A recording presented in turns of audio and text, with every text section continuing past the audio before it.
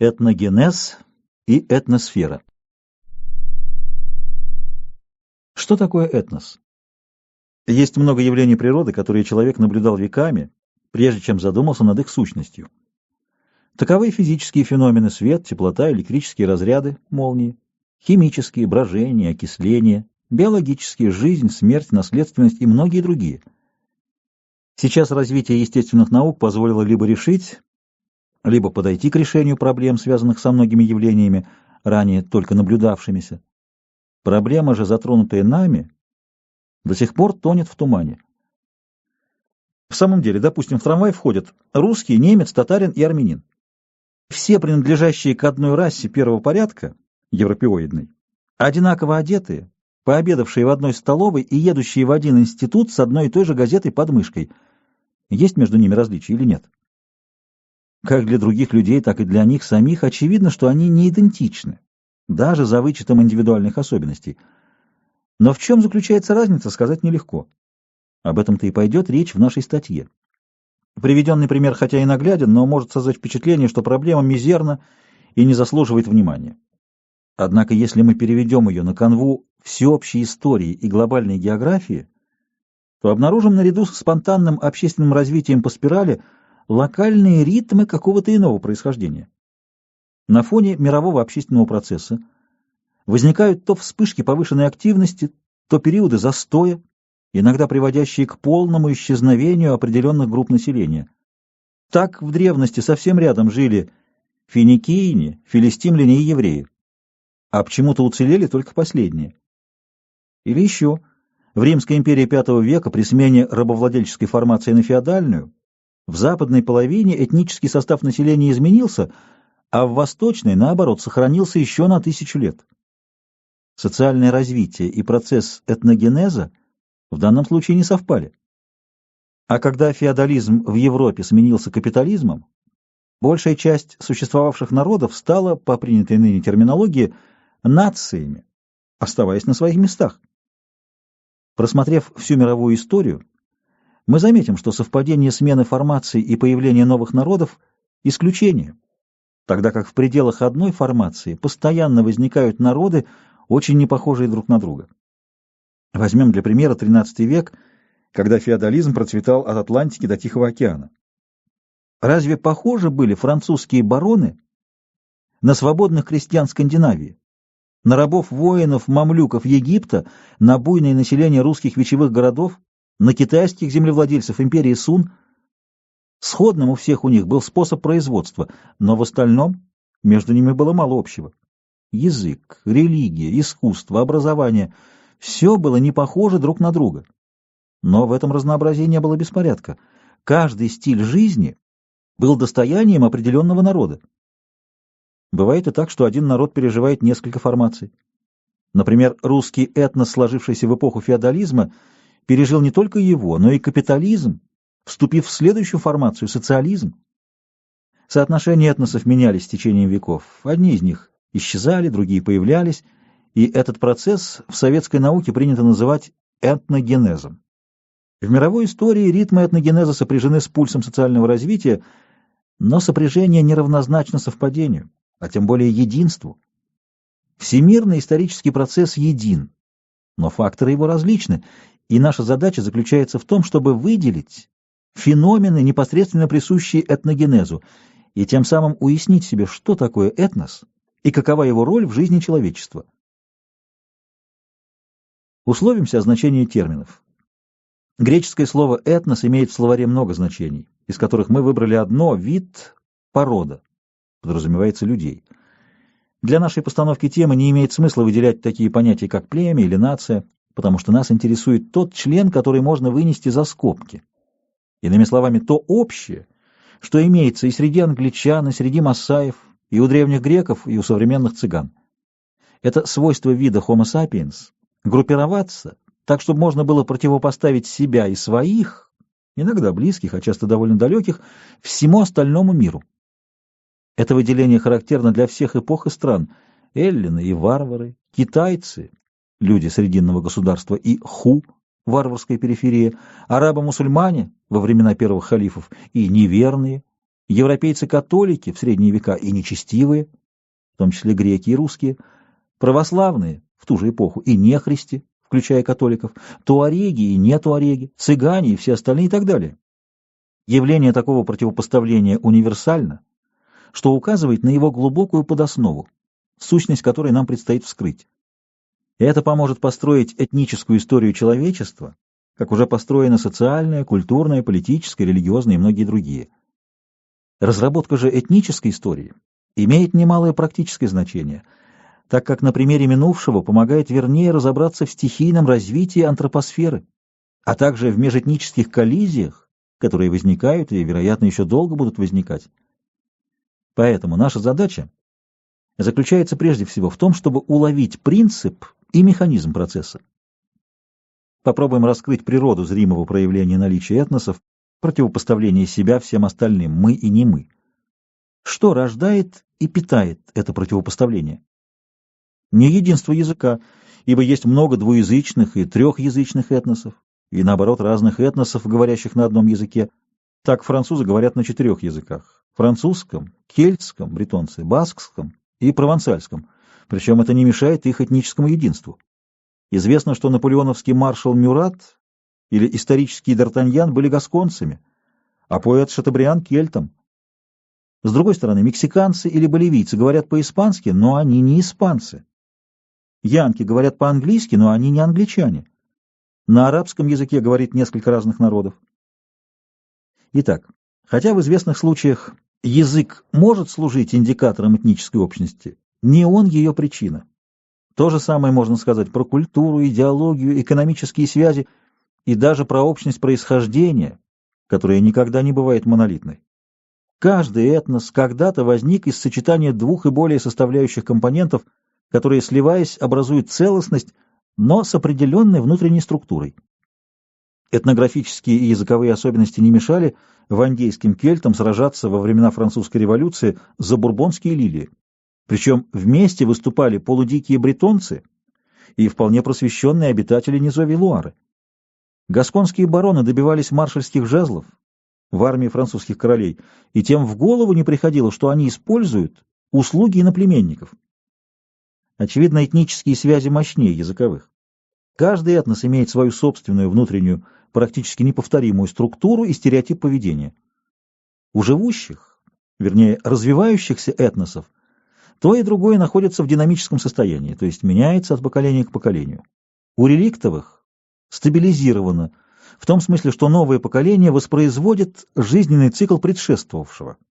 Но об этой стороне дела речь пойдет ниже, а пока уточним смысл предложенных понятий. Внутренняя структура этноса — это строго определенная норма отношений между коллективом и индивидов между собой. Эта норма негласно существует во всех областях жизни и быта, воспринимаясь в данном этносе и в каждую отдельную эпоху как единственно возможный способ общежития. Поэтому для членов этноса она не тягостна, так как она для них незаметна. И наоборот, соприкасаясь с иной нормой поведения в другом этносе, каждый член первого этноса удивляется, теряется и пытается рассказать своим соплеменникам о чудачествах другого народа. Древний афинянин, побывав в Ольвии, с негодованием рассказывал, что скифы не имеют домов, а во время своих праздников напиваются до бесчувствия. Скифы же, наблюдая вакхические пляски греков, чувствовали такое омерзение, что однажды, увидев своего царя, гостившего в Ольвии, в венке и с тирсом в руках, в процессе ликующих эллинов, убили его. Иудеи ненавидели римлян за то, что те ели свинину, а римляне считали противоестественным обычай обрезания. Рыцари, захватившие Палестину, возмущались арабским обычаем многоженства, а арабы считали проявлением бесстыдства незакрытые лица французских дам. Подобных примеров можно привести любое количество, в том числе и в отношении комплексных нормативов поведения, поддерживающих внутриэтническую структуру. В аспекте гуманитарных наук описанное явление известно как традиция и модификация социальных взаимоотношений, а в плане наук естественных оно столь же закономерно трактуется как стереотип поведения, варьирующий в локальных зонах и внутри видовых популяциях. Второй аспект, хотя и непривычен, но, как мы увидим ниже, плодотворен. Казалось бы, традиция ни в коем случае не может быть отнесена к биологии. Однако механизм воздействия между поколениями вскрыт профессором Лобашовым именно путем изучения животных, у которых он обнаружил процессы сигнальной наследственности, что просто-напросто другое название традиции. По Лобашову индивидуальное приспособление совершается с помощью механизма условного рефлекса, что обеспечивает животному активный выбор оптимальных условий для жизни и самозащиты. Эти условные рефлексы передаются в процессе воспитания родителями детям или старшими членами стада младшим, благодаря чему стереотип поведения является высшей формой адаптации. Это явление у человека именуется преемственностью цивилизации, которую обеспечивает сигнал сигналов, речь. С точки зрения этологии, науки о поведении, навыки быта, приемы мысли, восприятие предметов искусства, обращение со старшими и отношения между полами – все это условные рефлексы, обеспечивающие наилучшее приспособление к среде и передающиеся путем сигнальной наследственности. В сочетании с эндогамией традиция создает устойчивость этнического коллектива в пределе превращающегося в изолят. Этносы-изоляты возникают на глазах историка. Таковы исландцы, потомки викингов, заселивших остров в IX веке и всего за 300 лет утерявших воинский дух своих предков. Потомки норвежских, датских и шведских удальцов и рабынь, захваченных в Ирландии, уже в XI веке составили небольшой, но самостоятельный этнос, хранящий традиции старины и брачующийся в пределах своего острова. Это пример яркий, но ведь есть сколько угодно градаций традиционности, и если расположить все известные нам этносы по степени убывающей консервативности, то окажется, что нуля, то есть отсутствие традиции, не достиг ни один этнос, ибо тогда бы он просто перестал существовать, растворившись среди соседей. Это последнее, хотя и наблюдается время от времени, никогда не бывает плодом целенаправленных усилий самого этнического коллектива, потому что видовое самоубийство противно врожденному инстинкту самосохранения. И тем не менее этносы гибнут. Значит, существуют деструктивные факторы, из-за которых это происходит. К их числу относятся не только посторонние воздействия, завоевания, но и внутриэтнические процессы, о которых мы скажем ниже. Социальные и этнические процессы различны по своей природе.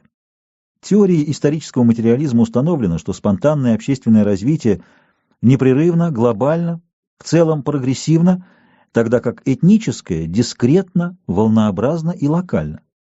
Совпадения между общественными и этническими ритмами случайны, хотя именно эти совпадения бросаются в глаза при поверхностном наблюдении, так как интерференция всегда усиливает эффект. Яркий пример этого – распад западной части Римской империи и одновременное исчезновение древнеримского этноса. Но ведь этносы в не меньшем числе возникают.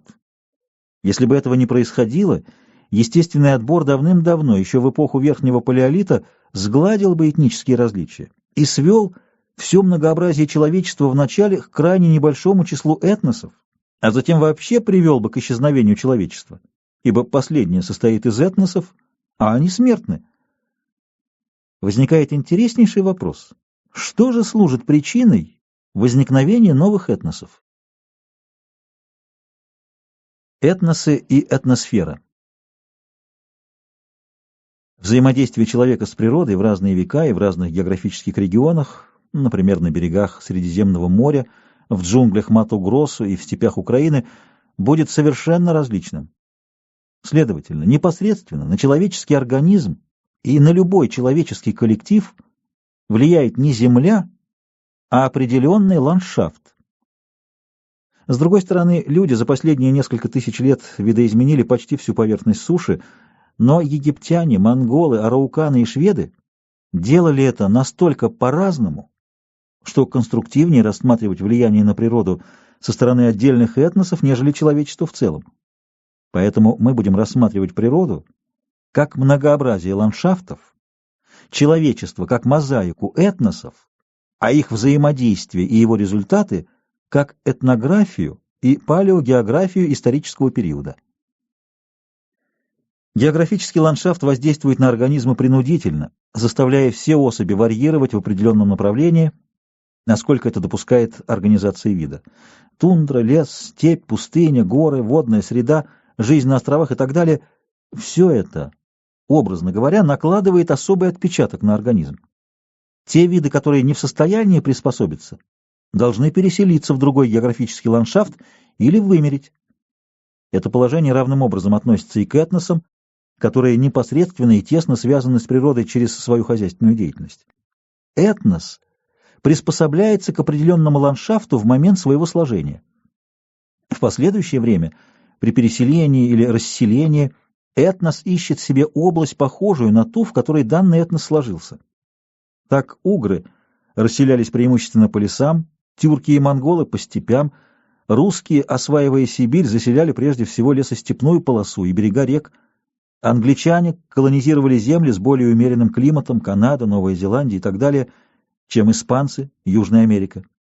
Исключения из правила встречаются только в пределах законного допуска. Большинство племен и народностей древности и средневековья вписывалось в ландшафт, не пытаясь его изменить. Таковы все охотники, рыболовы, скотоводы и собиратели, а также часть земледельческих племен, не применяющих искусственного орошения. Исключения составляли народы, практиковавшие интенсивное земледелие: египтяне, шумеры, древние иранцы, индусы и китайцы, которые приспосабливали ландшафт к своим потребностям. Воздействие на природу определяется характером, а не степенью развития культуры. Древние греки и арабы вели экстенсивное хозяйство, подобно тюркам, монголам, индейцам или полинезийцам, однако культура греков не уступает египетской, а арабов — иранской, хотя египтяне и древние персы практиковали, в отличие от греков и арабов, интенсивное земледелие. На протяжении последних 5000 лет антропогенные изменения ландшафта возникали неоднократно, но с разной интенсивностью и всегда в пределах определенных регионов. При сопоставлении с историей человечества устанавливается четкая связь между антропогенными изменениями природы, как творческими, так и хищническими, и эпохами этногенеза, становления новых этносов, или этнических миграций. При этом стадия общественного развития, как правило, не играла существенной роли. Решала этническая, а не социальная принадлежность. Связь сложившихся этносов с смещающими их ландшафтами проявляется в приспособлении этнического коллектива и его хозяйственной деятельности к определенным условиям. С течением времени соотношение этнос-ландшафт становится оптимальным для того и другого. Это означает, что устойчивый ландшафт стабилизирует этнос, и причин для создания нового этноса не возникает. Выходит, процесс этногенеза должен прекратиться? Если же ландшафт меняется вследствие резких климатических изменений, то этнос, теряя привычные условия, нищает, численность его сокращается, и возможно либо вымирание, либо миграция в поисках привычных условий. Но ни в том, ни в другом случае причин для создания нового этноса нет. Процессы этногенеза возникают без участия климатических изменений, но, исследуя исторически зафиксированные моменты начальных точек этногенетических процессов, мы констатируем, что они происходят на определенных участках поверхности Земли. Некоторые удобные для жизни территории никогда не являлись родиной народов, хотя этносы, уже сложившиеся, заселяют их и достигают процветания. Одноландшафтные территории, например, Сибирская тайга, исключая озональные речные долины, внутренняя часть Австралии, саванны, тропические леса и тому подобное, никогда не были местом возникновения этносов. И наоборот, разнообразие сочетаний ландшафтов на западноевропейском полуострове Евразийского континента столь благоприятно для этногенеза, что там возникло ошибочное представление, будто происхождение новых народов – дело обычное. На самом же деле благоприятные географические условия, при которых только и может начаться процесс, являются на поверхности земного шара скорее исключением, хотя и встречаются во всех частях света. Проверим наш тезис на конкретном материале. Ближний Восток. Сочетание моря, гор, степей, горных лесов, пустынь и речных долин. Там новые этнические комбинации возникали часто, за исключением Нагорья и Закавказья, где природные условия скорее подходят для возникновения изолятов. Курды, например, отстояли свою этническую самобытность и от персов, и от греков, и от римлян, и от арабов, и даже от турок-османов. Китайский народ сложился на берегах Хуанхэ в условиях сочетания речного, горного, лесного и степного ландшафтов.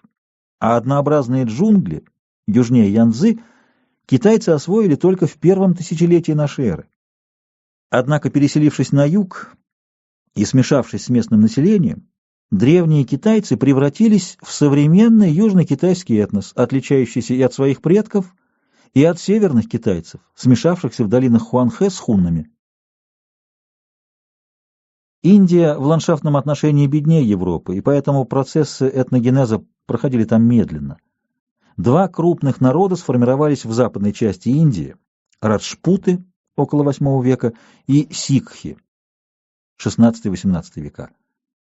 Казалось бы, что пустыни Раджастана и Синда гораздо менее благоприятны для человека, чем плодородная, покрытая в то время лесами долина Ганга. Однако в Синде отчетливо выражено сочетание пустынь и тропической растительности в долине Инда, а в Раджастане – пустынь, степей и горных лесов. Расцвета культура достигла во внутренней Индии, но образование новых народов связано с пограничными областями.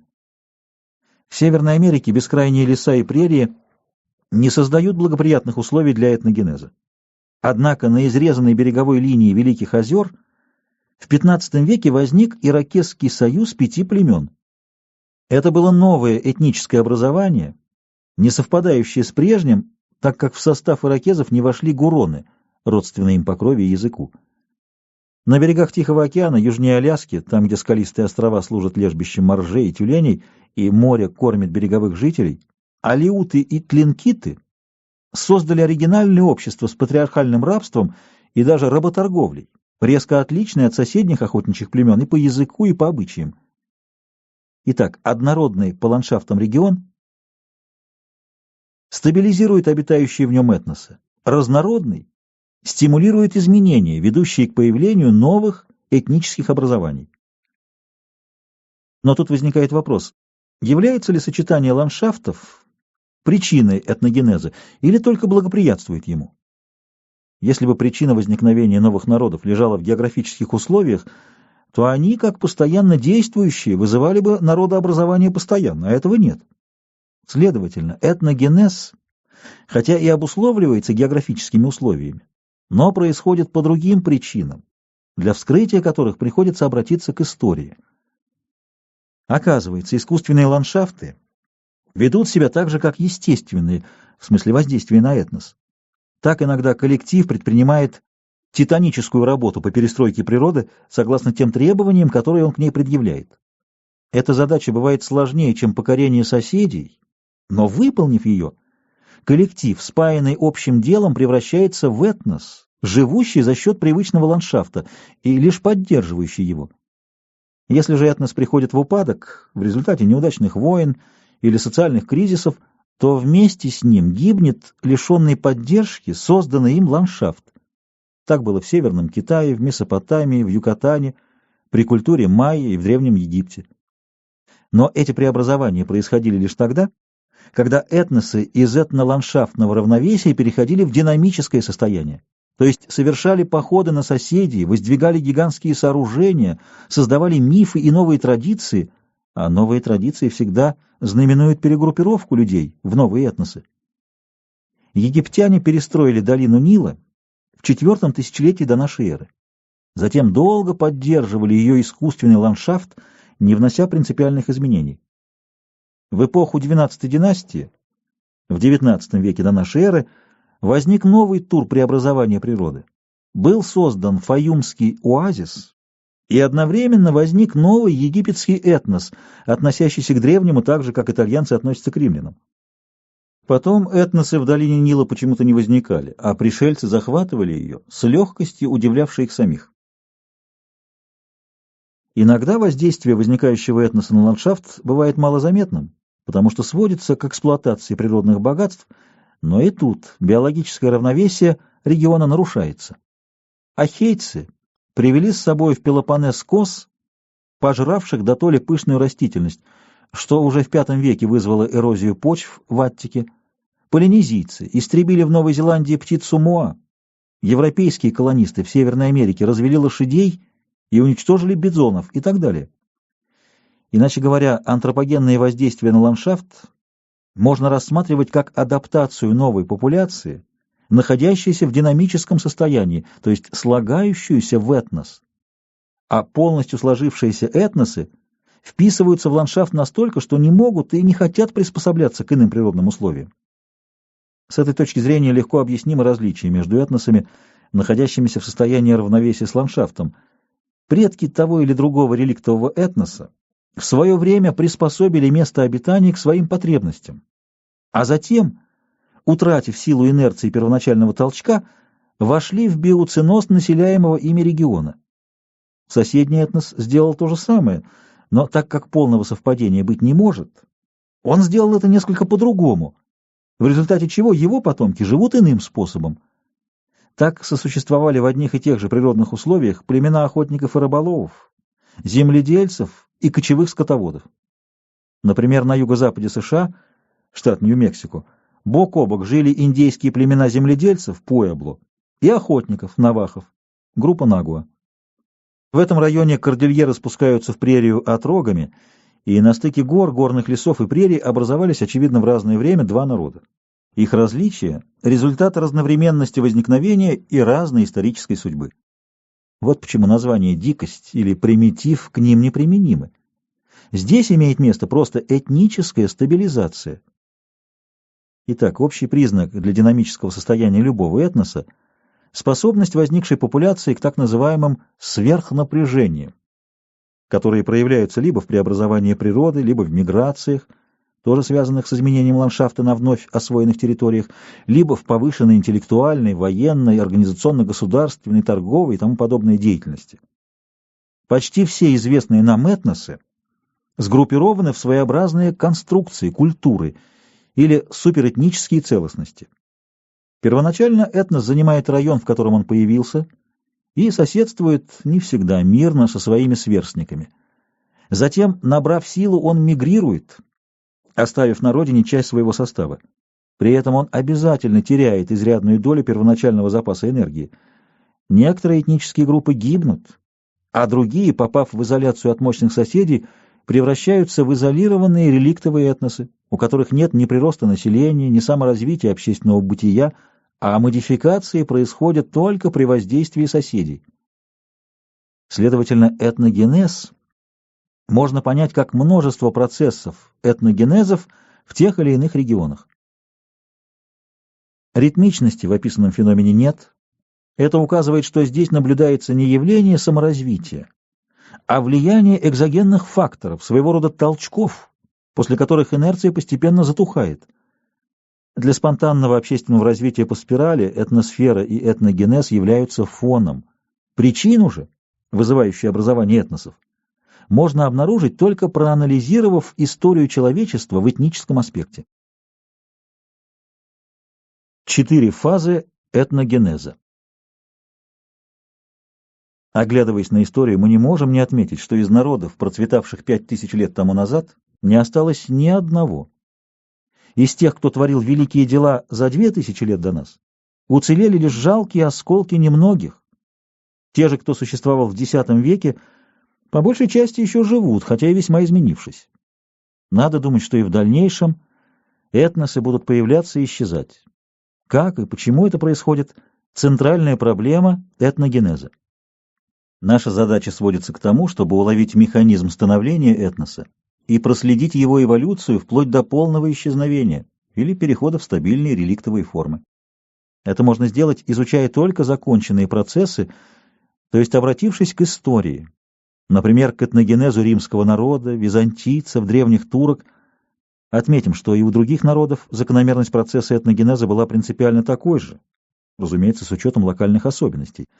Но проанализировать всю этническую историю в статье невозможно, да и не нужно. Достаточно несколько примеров. Согласно преданию, Рим был основан в 754 году до нашей эры группой беглецов из разных племен, объединившихся для совместной жизни на 7 холмах.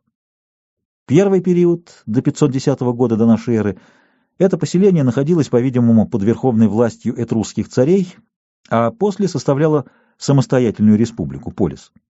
Поэтому целесообразно принимать за исходную дату этногенеза Именно 510 год до нашей эры, когда интересующий нас этнический коллектив впервые заявил о своем самостоятельном существовании и самоопределился. Вначале он состоял из двух этнических компонентов – патрициев, латинян, и плебеев, этрусков. С течением времени образовавших три сословия – патрицианско-плебейский нобилитет, плебейское всадничество, богатые люди, и римский народ, состоявший из обедневших патрициев и плебеев. Новый этнос рядом удачных войн подчинил себе сначала окрестные города Лациума, а затем всю Среднюю Италию, часть населения которой была истреблена, а часть превращена в союзников, то есть в неравноправных членов сложившегося римского этноса, III век до нашей эры. Назовем этот период фазой исторического становления. Следующий период ознаменовался завоеваниями, продолжавшимися до середины II века до нашей эры, когда Рим сокрушил своих соперников – Карфаген, Македонию и греческие государства. Этот период можно назвать начальной фазой исторического существования. Кризис этой фазы наступил в 133-121 годах до нашей эры, когда погибли братья Гракхи. В 90-88 годах до нашей эры вспыхнуло восстание среди союзников, требовавших уравнения в правах с собственно римскими гражданами, но оно было подавлено, и тогда же, в 88 году до нашей эры, началась гражданская война в самом Риме между Марием и Суллой, продолжавшаяся и после их смерти, вплоть до полного умиротворения империи и сопредельных стран Августом в 31 году до нашей эры, битва при Акциуме. Август провозгласил золотую посредственность как лозунг политической стабилизации, укрепления военной мощи и обращения в прошлое за поучительными примерами. Эта система, несмотря на несколько пароксизмов, на короткое время прерывавших спокойное течение жизни, сохранилась до смерти Марка Аврелия, 180 год нашей эры. Это конечная фаза исторического существования. Следующим периодом развития римского этноса следует считать его ослабление и растворение среди завоеванных народов, провинциалов. В 192 году был убит самодур император Коммод, и после кратковременной гражданской войны власть досталась полководцу Септимию Северу, опиравшемуся уже не на римские войска, а на легионы, укомплектованные фракийцами и иллирийцами. Остатки собственно римского народа войска, преторианская гвардия, были распущены, и власть перешла к солдатским императорам, опиравшимся на легионы тех или иных провинций. Однако это не следует считать концом римского этноса, который продолжал существовать, ассимилировав через распространение языка и культуры население провинций, романизация. Стереотип поведения и структура оставались прежними римскими. Так постепенно римский этнос превратился в романскую суперэтническую целостность. Римляне стали сливаться с провинциалами. Это по существу фаза исторического упадка этноса. Только две группы населения не поддались романизации – иудеи и христиане. Последние составляли внутри империи общность, которую современники приравнивали к этнической, так как христиане противопоставляли себя всем другим, имели особый стереотип поведения и внутреннюю структуру общины. Во II-III веках количество их чрезвычайно возросло за счет инкорпорации в общину, обращения в христианскую веру, и в 313 году император Константин принужден был ради спасения жизни и сохранения власти опереться на христиан, и Миланским эдиктом даровал им веротерпимость.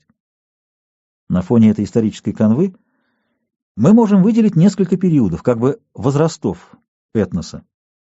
В период завоевания Италии римляне гордились тем, что их консулы и даже диктаторы, исполнив общественную обязанность, возвращались к частной жизни и лично обрабатывали свой участок земли. Каждый мужчина-римлянин был воином, не получавшим за это никакой платы от государства. Общественные обязанности рассматривались как долг каждого римского гражданина, в связи с чем существовала крепкая патриархальная семья и простота нравов, диктуемые обычаями. Именно эта общественная слаженность и монолитность создали мощь римского этноса и специфику римской культуры. После блестящих побед над греками, карфагенинами и македонцами резко возросло богатство страны, распределяемое весьма неравномерно. Среди нобилитета и всадничества возникло увлечение греческой культурой, на греческой основе развилась своя литература, но в то же время большинство римского народа беднело, не успевая из-за постоянной военной службы обрабатывать свои земельные участки, и превращалось в пролетариев. Так назывались в Риме люди, не имевшие имущества. Сначала их невозможно было обязать выполнять никакие общественные функции, так как они не имели средств для пропитания, но Марий провел закон о привлечении этих людей к несению военной службы и об уплате им жалования, что привело к созданию профессиональной армии. В дальнейшем эта армия стала мощной силой, под руководством Цезаря, захватившей власть и превратившей республику в империю. Столкновения политических партий на время приостановили культурное развитие страны, ибо вся энергия римских граждан была устремлена на участие в кровопролитных гражданских и внешних войнах. Когда же гражданские войны утихли, начался золотой век римской культуры, техники, военной и гражданской, короче говоря, того, что мы привыкли называть цивилизацией. Но в III-IV веках, во время солдатских мятежей, империя начала разваливаться, что и знаменовало упадок римского этноса, хотя созданная этим этносом суперэтническая культура надолго пережила его самостоятельное реальное существование. Умирание шло как путем физического вырождения основных носителей изначальных традиций, так и путем их поглощения христианскими общинами, закончившегося к концу IV века при императоре Феодосии. Часть населения, оставшаяся после исчезновения римской этнической традиции, вошла в зародившуюся перед этим и находившуюся на подъеме новую этническую традицию, которую мы, в согласии с установившейся терминологией, называем византийской. Сами византийцы не ставили проблемы этногенеза и именовали себя римлянами, подчеркивая этим непрерывность государственной традиции. Но, как показано выше, их отличие от языческих предков было радикальным и коренилось в измененном стереотипе поведения, что и позволяет нам рассматривать восточно-римских христиан как самостоятельный этнос со всеми его функциями. Фаза этнического становления византийцев приходится на III век, когда христиане заполняли рынки, курии, муниципию, армию, оставив язычникам только храмы. Несмотря на жестокое гонение, христианская община разрослась до пределов Римской империи, а затем перехлестнула ее границы. В христианство обратились Абиссиния, Армения и Ирландия. Однако этнические особенности народов, ставших христианами, настолько разнились друг от друга, что уже к VII веку можно говорить о византийской суперэтнической культуре, но не об едином этносе, каковым оставалось население Малой Азии и южной части Балканского полуострова. Описанная эпоха напоминает первый период римской истории, до начала гражданских войн. Следующим периодом, прошедшим для Византии весьма болезненно, было иконоборчество, то есть вмешательство светской власти в духовную жизнь членов православной церкви. Попытка не удалась. Несколько сот беззащитных монахов сумели противостоять мощной военной машине и саврийских императоров. Вслед затем наступил спокойный во внутреннем отношении период Македонской династии, подобные периоды римской цивилизации от Августа до Марка Аврелия. В это время были крещены славяне, частично венгры и половцы, а несториане, те же византийцы по культуре, обратили в христианство большую часть центральноазиатских кочевников, за исключением монголов. Это, бесспорно, фаза исторического существования. Но к концу XI века сила и энергия византийского этноса ослабели. Византийская империя потеряла Малую Азию, Сербию и подверглась нападениям норманнов, разоривших Эпир и Македонию. Энергичные императоры династии Комненов использовали силы крестоносцев для войны с мусульманами, чем на время задержали падение империи. Но в конце XII века возник конфликт между греками и франками, то есть западноевропейцами, захватившими в 1204 году Константинополь, Македонию и Грецию. Очень важно отметить, что количество крестоносцев, осаждавших город с населением в несколько сот тысяч, было около 22-25 тысяч человек. Но против них сражалась только наемная варяжская дружина, а горожане позволяли себя беспрепятственно убивать и грабить. Живые силы византийского этноса сохранились только на окраинах империи, в Малой Азии и Эпире. Впрочем, их оказалось достаточно, чтобы за полвека очистить свою страну от крестоносцев и положить начало последней византийской династии палеологов.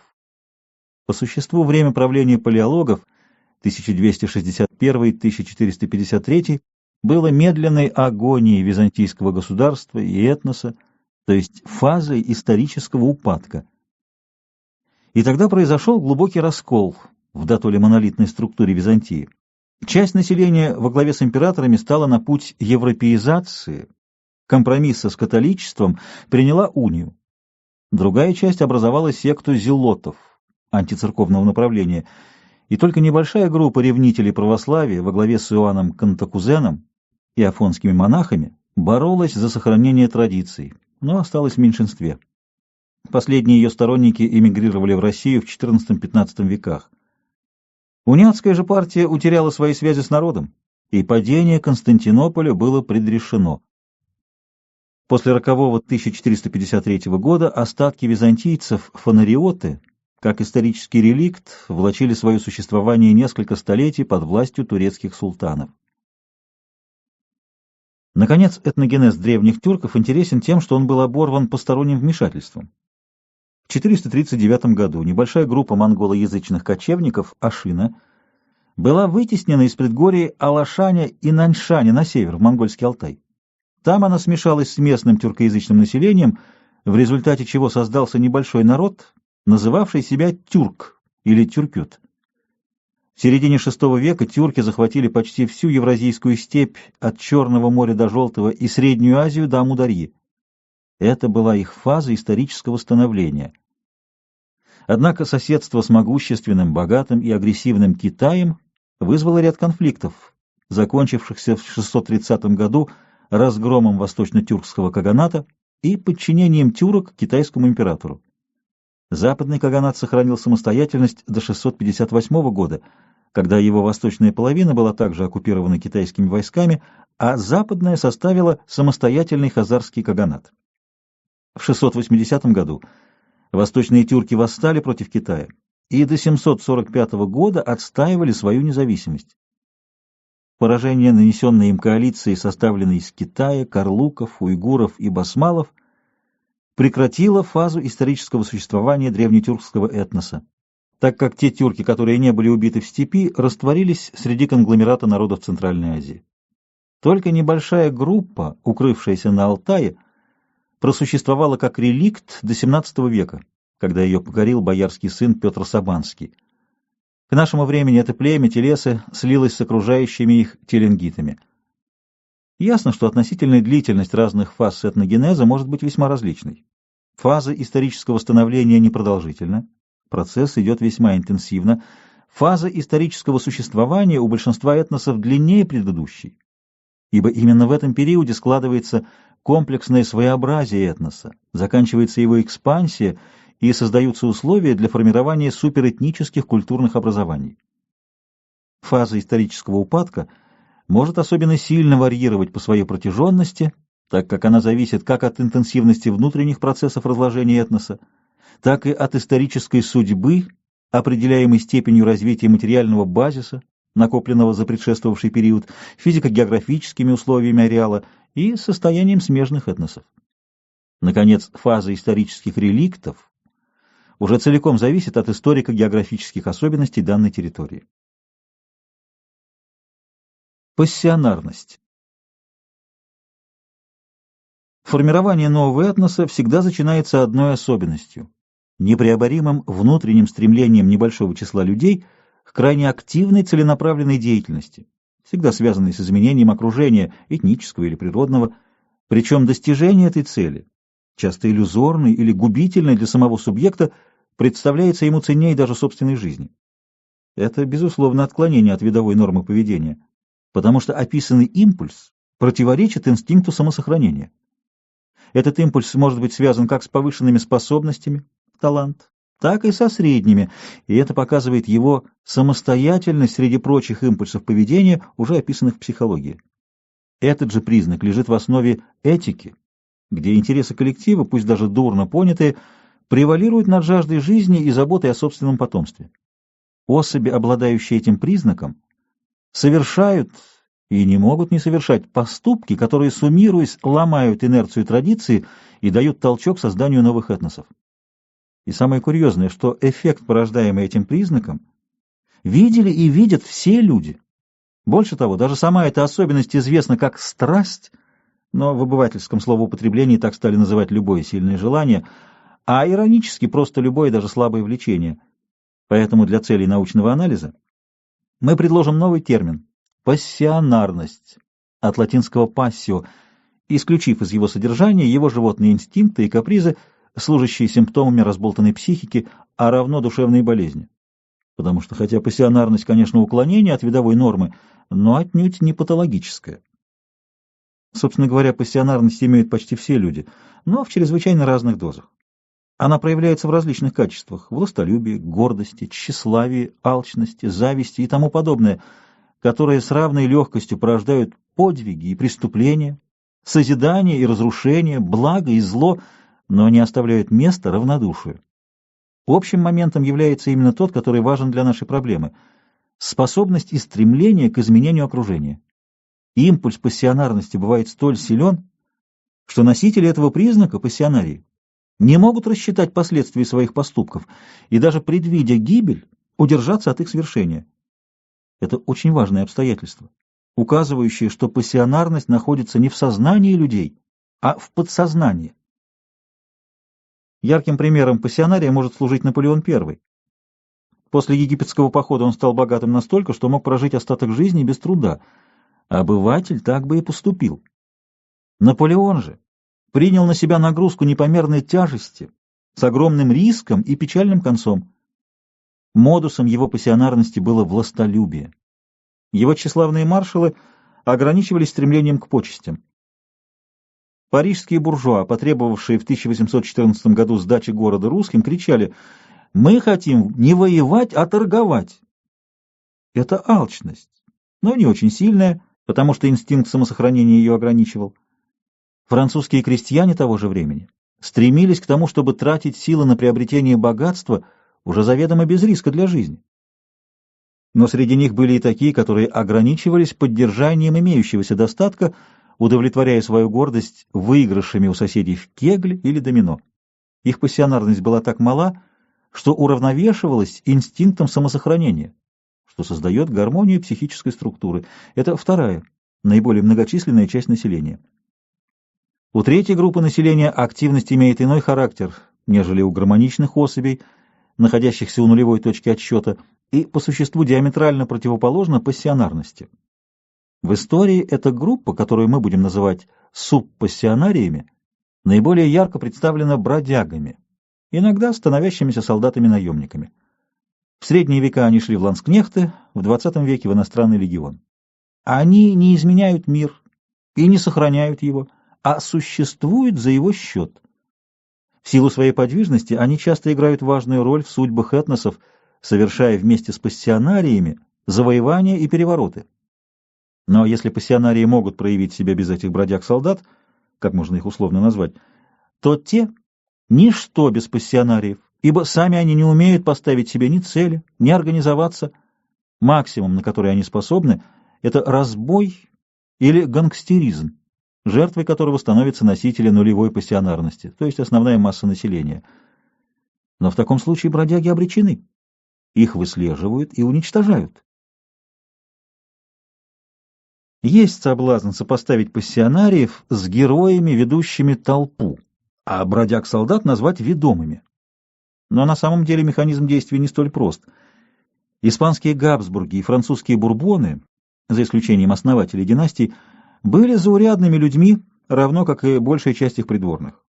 Но идальго и шевалье, негоцианты и корсары, миссионеры и конкистадоры, гуманисты и художники — все они создавали такое внутреннее напряжение, что политика Испании XVI и Франции XVI-XVII веков, если изобразить ее как составляющую этногенетического процесса, отражала огромную пассионарность этих этносов. Остановимся на этом подробнее.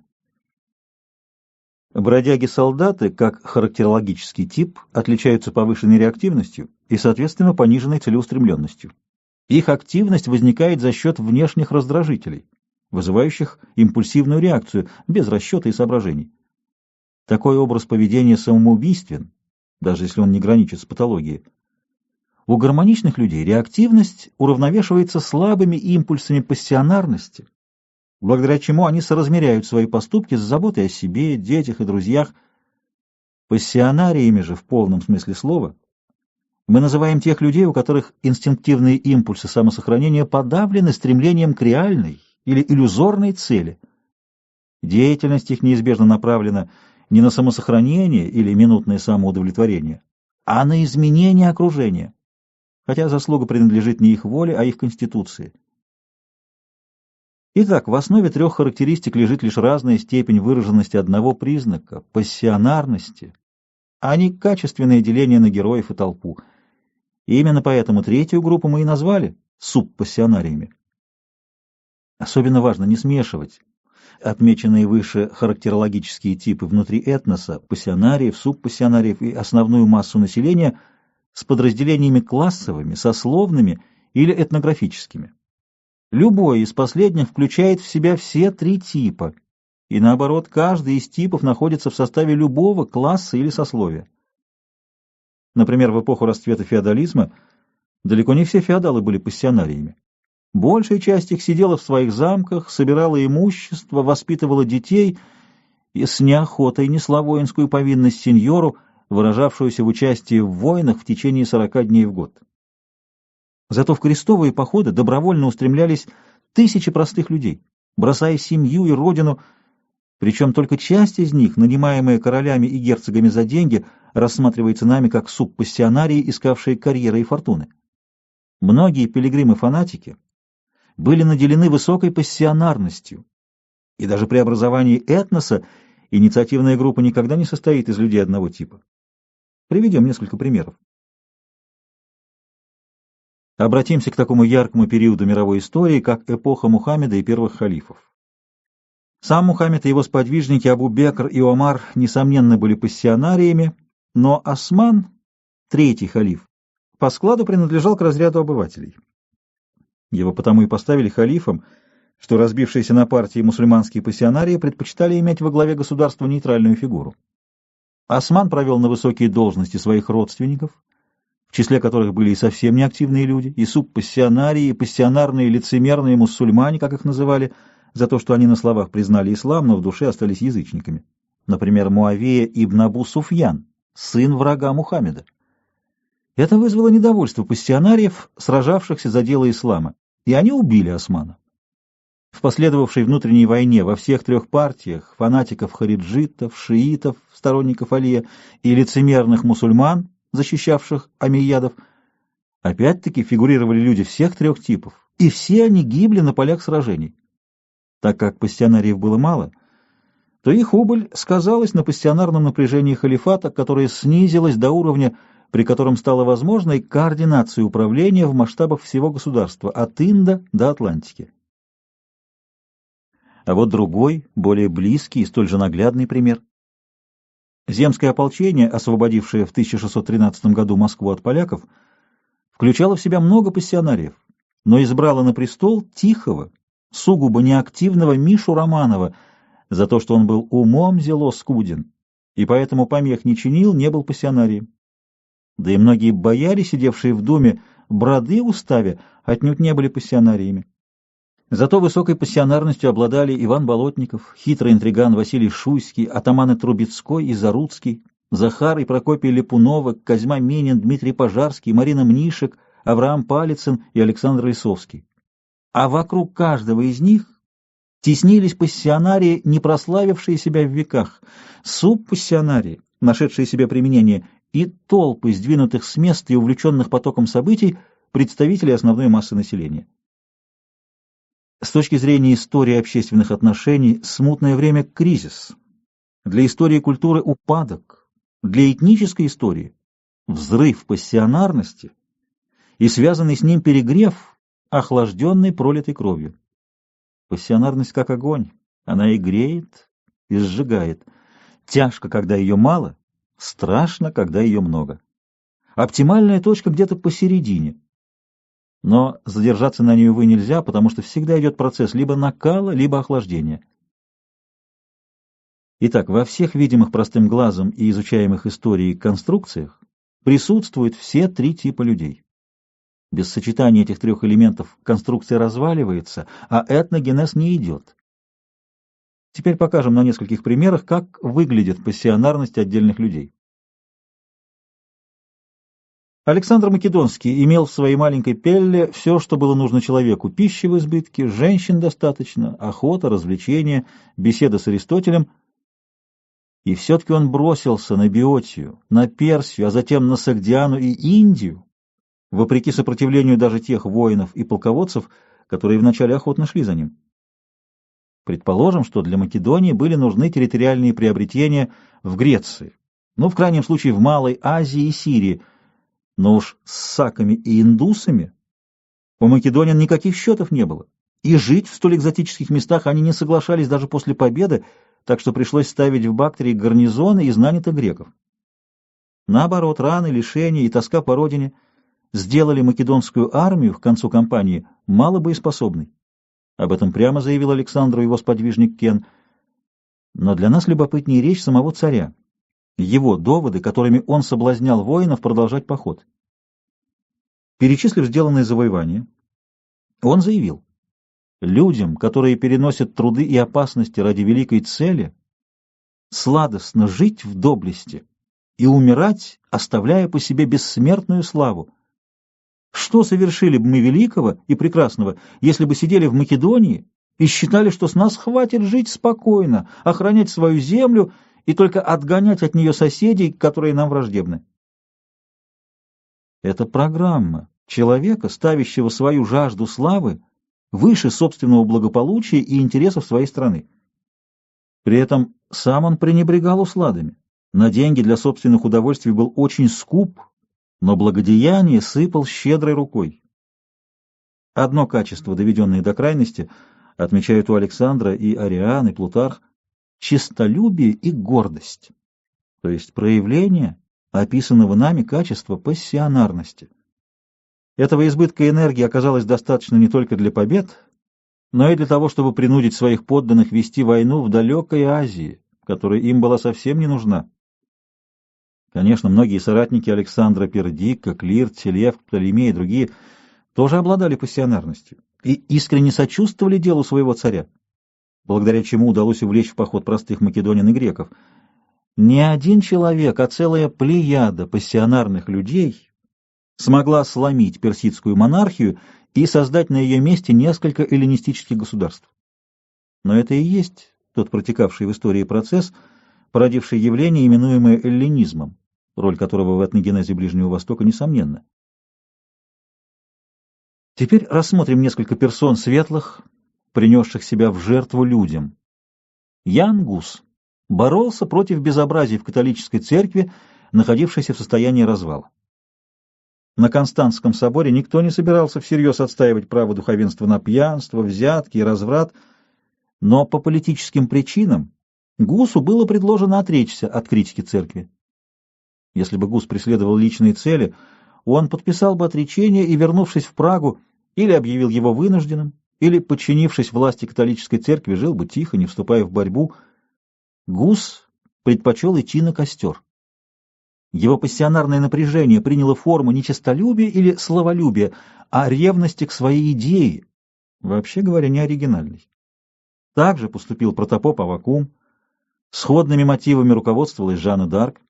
Их пассионарность была столь сильна, что они не могли лукавить даже ради спасения жизни.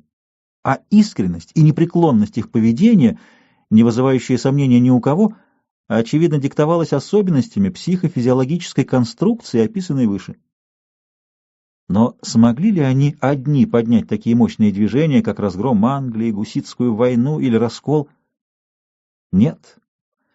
Если бы вокруг Жанны д'Арк не группировались такие храбрецы, как Дюнуа, Лягир и их сподвижники, то смерть ее была бы напрасной.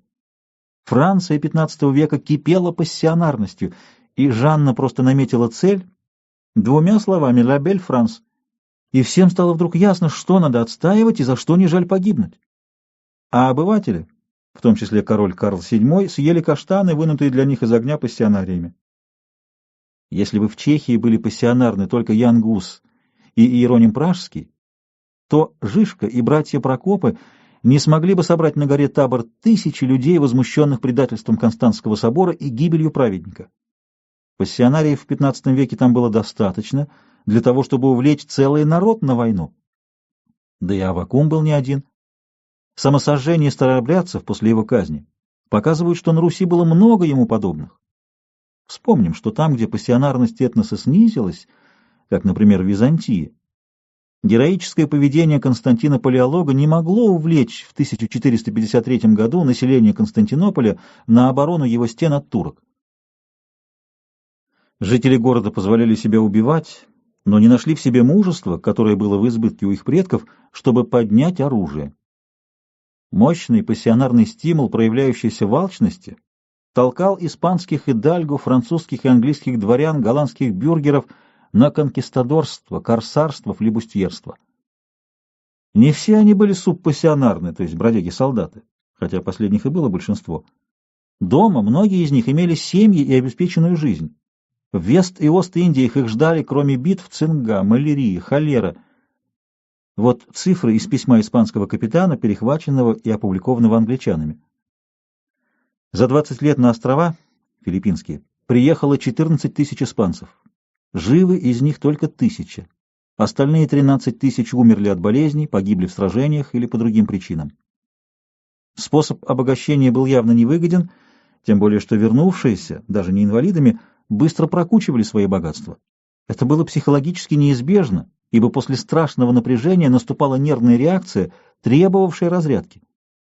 И все-таки они шли поколение за поколением, так как внутреннее напряжение пассионарности не давало им возможности сидеть на месте. В результате ими были созданы центральноамериканские, южноамериканские и филиппинские этносы. Во всех приведенных примерах подчеркивалось, что признак пассионарности был характерен для этноса, а не только для какого-то одного человека. Внимание на отдельных личностях мы сосредоточили с той целью, чтобы наиболее выпукло обрисовать признак. В действительности процессы проходят сложнее, хотя и не до такой степени, чтобы их было трудно анализировать. Наоборот, предлагаемая концепция весьма облегчает анализ историко-географических и этнографических явлений, в чем и состоит ее практическое значение. Природа пассионарности. До сих пор мы сосредоточивали свое внимание на психологическом моменте, который как будто не имеет отношения к явлениям природы. Однако это не так. Через психологию мы подходим к решению проблем географических, ныне поставленных во всей мировой науке. Заметим, что вся ландшафтная оболочка Земли в разной степени переоформлена людьми вследствие повторного создавания искусственной вторичной сферы антропогенных ландшафтов. Антропосфера мозаична вследствие многообразия процессов деятельности тех или иных этносов, в зависимости от характера и направления динамики их исторических судеб. Следовательно, антропосферу можно считать продуктом кристаллизации законченных и протекающих процессов этногенеза. Поэтому предпочтительнее называть ее этносферой, а этногенез рассматривать как один из антропогенных факторов. Выше было отмечено, что реликтовые этносы стабильны и входят в состав биоценозов, населяемых ими регионов, как верхнее завершающее звено. В биоценозах идет постоянный процесс, названный Гексли конверсией. Цикл конверсии – это механизм, обеспечивающий циркуляцию энергии среди растений и животных одного места обитания, то есть обмен веществ в данном экологическом сообществе. Для сохранения геобиоценоза необходимо, чтобы циркуляция энергии поддерживалась и усиливалась. Последнее важно как страховка против экзогенных воздействий, войн, эпидемий, стихийных бедствий. На преодоление этих трудностей уходят усилия этнического сообщества, которое в стабильном состоянии лишено агрессивности и, следовательно, не способно к активному изменению природы. Зато при динамическом состоянии этноса ландшафтогенные процессы возникают стихийно. Осборн в 1948 году писал: «История нации, американской, за прошлый век с точки зрения использования природных богатств является беспримерной. Фактически это история человеческой энергии, безрассудной и бесконтрольной». Но тоже можно сказать об этнической истории Северной Америки: истребление индейцев, торговля неграми, захват Техаса скваттерами в 1836 году, расправа с франко-индейскими метисами в Канаде в 1886 году, деятельность золотоискателей в Калифорнии и на Аляске. Все это совершалось столь же неорганизованно и бесконтрольно, как и истребление лесов ради хлопчатника в южных штатах США, уничтожение бизонов, распашка прерий, вызвавшая эрозию почв, и хищническая деятельность меховых компаний в Канаде. Но это явление отнюдь не единично. По тому же принципу производились арабское вторжение в Восточную Африку, а голландское — в Южную. Тем же способом китайцы захватили джунгли южнее Янцзы, предки полинезийцев — острова Тихого океана, кельты — Европу в первом тысячелетии до нашей эры, а арии — Индию во втором тысячелетии до нашей эры и так далее. Примером не из числа. Следовательно, мы столкнулись с повторяющимся переходом этносов в динамическое состояние. При этом у них возрастают агрессивность и адаптивные способности, позволяющие применяться к новым условиям существования. Это и есть процессы этногенеза. Обязательным условием возникновения и течения процесса этногенеза, вплоть до затухания его, после чего этнос превращается в реликт, является его пассионарность, то есть способность к целенаправленным сверхнапряжениям. Объяснить ее мы пока можем, лишь приняв гипотезу, то есть суждение, обобщающее отмеченные факты, но не исключающее возможности появления других, более изящных объяснений. Пассионарность — это органическая способность организма абсорбировать энергию внешней среды и выдавать ее в виде работы. У людей эта способность колеблется настолько сильно, что иногда ее импульсы ломают инстинкт самосохранения как индивидуального, так и видового, вследствие чего некоторые люди по нашей терминологии пассионарии совершают и не могут не совершать поступки, ведущие к изменению их окружения. Это изменение касается в равной степени природной среды и отношений внутри человеческих сообществ, то есть этносов. Следовательно, пассионарность имеет энергетическую природу, преломляющуюся через психические особенности, стимулирующие повышенную активность носителей этого признака, создающего и разрушающего ландшафты, народы и культуры.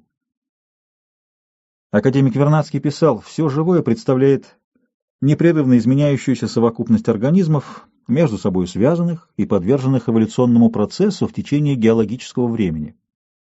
Чем более длительно существование, если нет никаких равноценных явлений, действующих в противоположную сторону, тем ближе к нулю будет свободная энергия, то есть энергия живого вещества, которая проявляется в сторону обратной энтропии, ибо действием живого вещества создается развитие свободной энергии, способной производить работу». Итак, занятия историей, этнографией и даже психологией позволили вернуться к природоведению в полном смысле слова. Поскольку люди входят в биосферу Земли, они не могут избегнуть воздействия биохимических процессов, формирующих их подсознание или сферу эмоций. А эмоции не в меньшей степени, чем сознание, толкают людей на поступки, которые интегрируются в этногенные и ландшафтогенные процессы. Разница же между сознательной и эмоциональной областями поведения этнических сообществ в том, что первая подчиняется закону спонтанного общественного развития, а вторая связана с энергетическими толчками. В результате возникает пассионарное поколение, постепенно утрачивающее инерцию пассионарности из-за сопротивления среды и переходящее к реликтовому состоянию этноландшафтного равновесия.